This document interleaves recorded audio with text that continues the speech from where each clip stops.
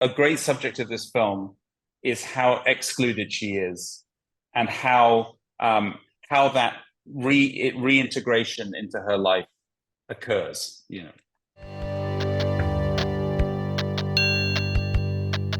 I think this is a very good portrayal of loneliness. Of course, it's about addiction, but I wanted to ask you, why do you think loneliness is a good way of saying something about addiction?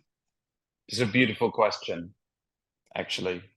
And Thanks. I thank you for seeing the movie the way that you saw it. A loneliness in life,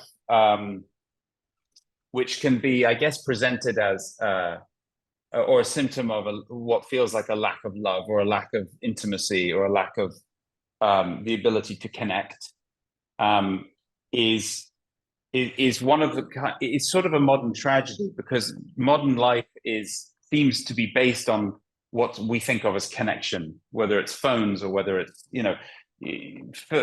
communal experiences.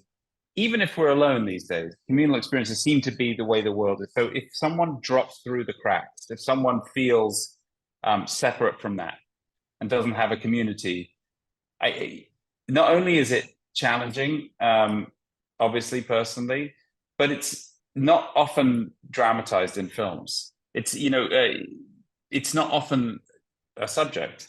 One of my favorite films, and actually a film that in some ways informs this one, is the brilliant Paris, Texas. And Paris, Texas always struck me too, about a film about loneliness. I haven't put it the way that you put it, actually, but I'm thinking about your phrasing. And one of my favorite scenes in that whole movie barely has any words at all. They're looking at each other through a glass. And so I think in a way, Texas, full of open places, full of space, right? And full of noise sometimes. I mean, there's a lot of this scene, I think of the scenes in the bar where, there's noise and light, but she's not connected to it, or she's trying to force a connection to it.